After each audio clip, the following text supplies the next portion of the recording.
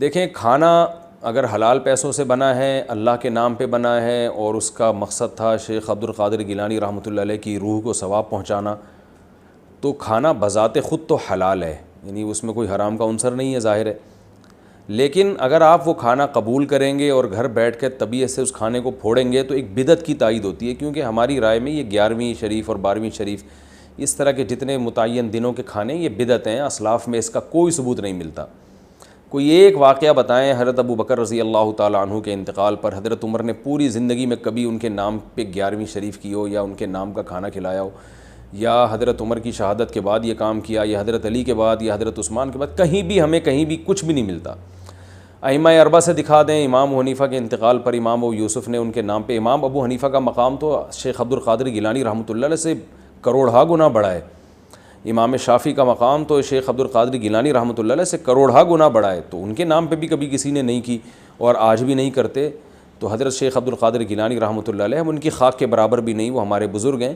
مگر اور انہوں نے خود بھی یہ بات نہیں کہی ہے، حضرت شیخ عبد القادر گیلانی رحمۃ اللہ علیہ نے کہیں بھی خود بھی یہ ترغیب نہیں دی کہ میرے بعد یہ سب کچھ کیا کرو۔ تو یہ بات کے لوگ ہیں جو عقیدت میں غلو کا شکار ہو کر اس طرح کی چیزیں کرتے ہیں، تو ہمیں اسلام کو دیکھنا ہے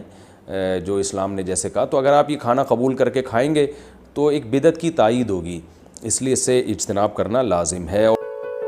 مسئلہ یہ ہے کہ یہ بزرگان دین نے لکھا ہے کہ شیخ عبد القادر جیلانی رضی اللہ تعالی عنہ اپنی حیات میں ہر مہینے کی 11 تاریخ کو نبی کریم صلی اللہ علیہ وسلم کے ایصال ثواب کی نیت سے کھانا کھلایا کرتے تھے۔ آپ کے اسٹوڈنٹس تھے جو غرباء تھے اور غریبوں کو جمع کرتے تھے، کھانا کھلا دیا کرتے تھے، اور قصد و ارادہ یہ ہوتا تھا کہ اس کا ثواب بارگاہ رسالت صلی اللہ علیہ وسلم میں پیش ہو جائے۔ پھر جب آپ کا وصال ہوا تو آپ کے متبعین نے آپ کے اس طریقے کو جاری رکھا۔ پہلے نبی کریم صلی اللہ علیہ وسلم کے لیے خصوصی طور پہ اہتمام ہوتا تھا، پھر انہوں نے قصد و ارادہ آپ کا بھی کر لیا کہ نبی کریم صلی اللہ علیہ وسلم کی بارگاہ میں بھی ثواب پہنچے اور ہمارے شیخ عبد القادر جیلانی رضی اللہ تعالیٰ عنہ کی بارگاہ میں بھی اس کا ثواب پہنچ جائے۔ پھر جب یہ چیز چلتی ہوئی بر صغیر پاک و ہند میں آئی تو یہاں کے لوگوں نے اس کا نام باقاعدہ 11ویں رکھ دیا۔